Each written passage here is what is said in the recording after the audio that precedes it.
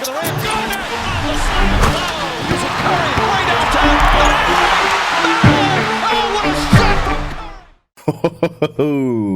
Golden State might be a problem. I'm not saying that because of one game. The Lakers and LeBron James teams always lose their first game. Not always. I think he was 7 of 11 going into last night. But they lose those quite frequently. They end up doing better throughout the season. That's not the angle I'm going. It's the fact that Golden State has made some nice additions, and the one I am specifically focusing on in this video is Bjelica. Last year, we watched Steph Curry run around with guys that were trying to learn the system. Some of them really didn't seem to grasp it. Most of the year had him around a lack of shooting, to the point that he basically just had to turn on Super Steph. If the Warriors were going to win, you needed Super Steph 9 times out of 10. They've made plenty of high IQ additions to the team this year. They've made plenty of skill additions to the team, and what I'm about to show in this video is some of the skill that Bjelica adds to the lineup, some of the matchup problems that he presents being a big man that can both shoot and handle the ball and make passes, and how that can be such a problem when you also have him playing with Draymond Green, who plays big sometimes. But it's besides the point, because teams just, especially in this day, like to play one big, so that'll create problems when you have both Dre and Bjelica on the floor. Let's go ahead and hop into it. Bjelica playing the 5 here, as is AD, but Toscano Anderson has already decided to throw this backdoor lob to Iguodala, yet he's got Bjelica standing wide open for 3. This is a good lob. This is just also great anticipation by Westbrook, who I believe gets a hand on it, but watch how Bjelica is going to be able to put the ball on the floor. He does this multiple times throughout the game, avoids the charge, nice little touch on the floater. This is just something I feel like we're going to see more out of him on the Warriors than we saw on other teams. Again, ball on the floor, uses the rim protection from a great rim protector, goes with the left reverse. That is a very crafty, skilled big guy, where I feel like on a lot of the teams he's been on, you kind of just see him as a spot up shooter. And I'm not sure how much this will happen, but when you've got your 5 taking the ball up the floor, look what you've got. You've got the other 5, instead of being closer to the rim, protecting the paint, protecting the rim, you've got him out here either trying to catch the ball handling 5 or tell somebody else to pick up. So that's how you end up with him, creating some penetration. Quick little handoff to Dwight Howard out of position from Bjelica taking the ball up the floor previously, and bucket. Just once again to the point of him being crafty. This time he's going to take it all the way, so nice little tap away from Dwight Howard here. No rim protection. He sees a smaller defender. He's going to go all the way by himself and finish. Double clutch, readjust, and not getting blocked. So then at times the Warriors are going to have sets where the defense is mismatched. As you see, Dwight Howard is guarding Iguodala. Either way, there's not going to be a legitimate paint protector here. Bjelica has already shown he can put the ball on the floor. He can take advantage of mismatches on his own. So a nice little pump fake.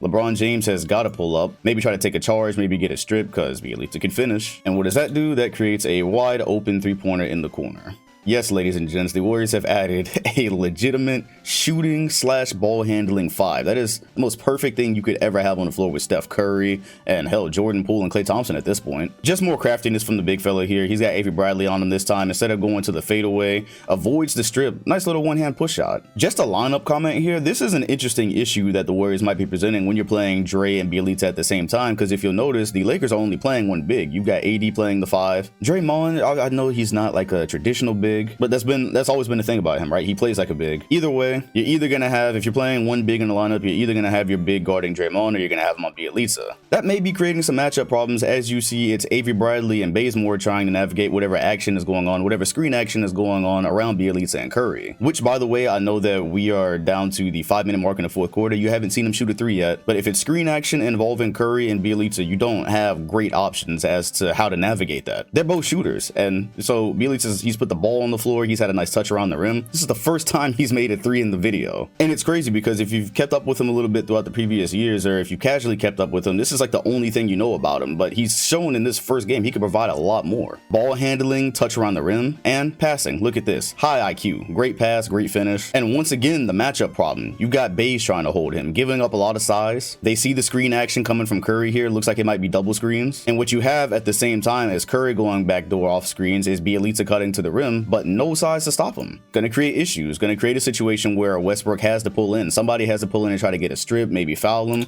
That's going to give open layups. It's just a tiny little wrinkle like this that's going to make this Warriors team so much better. It has the potential to make them so much better this year. And you'll see that same exact matchup problem here. So Bjelica is actually open for 3, but cuts, fakes a pass, leaves his feet, and dots Wiggins on the wing. So once again, that is Avery Bradley and Baze trying to negotiate a Curry and Bjelica screen. Very high IQ. Instead of just sitting on the wing and waiting for a 3 that will probably get picked up by Avery Bradley, he really just does basic basketball things and cuts here, because you've got LeBron James guarding 2 at this point, and with the size and handling that he presents, you've got to come in. But oh my gosh, look at this.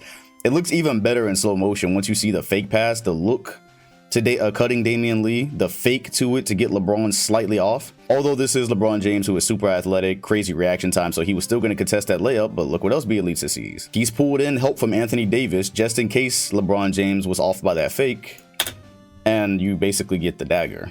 All in all, as I've hopefully demonstrated in this video, Bjelica just adds really a few dynamics to this Warriors team that they did not have last year, and, well, in recent memory, maybe not at all. You've had Draymond Green be able to play the 5, but he did not have the size Bjelica has, and he's also never been the shooter that Bjelica was either. He had one year where he was hitting the threes at a decent clip, but Bjelica is known for his shooting. So big man that's going to be putting the ball on the floor, crafty around the rim, sees the passes, has very high IQ. That fits right into everything Golden State does. When they're at their best, it's a very high IQ team. So imagine trying to guard him at the 5 in a lineup that's going to have Poole, Curry, and Klay Thompson on the floor at the same time. This Warriors team is going to be dangerous. If it pans out, if there aren't injuries, if Klay is decently healthy, and they continue to give Bjelica these freedoms throughout the season, because it was only one game, boy, they're going to be dangerous. They just have so many ways to attack a team. But anyways, let me know what you thought about Golden State or the Lakers last night. The watch party on Twitch was successful. I only did it for the Bucks and Nets. I never planned to stay on for 2 games. But I think I'm planning on doing it for the Celtics and Knicks tonight too, because I gotta be there to support Boston and talk crazy to Knicks fans. So if you plan on watching that game, the watch party will be again 7:30 whenever the game starts. Link to the Twitch in the comment section and description. Be sure to hit the like button, comment, and sub if you enjoyed, and hit the bell next to my name if you want notice every time a new video drops. Appreciate you watching, and I'll see you all on the next one.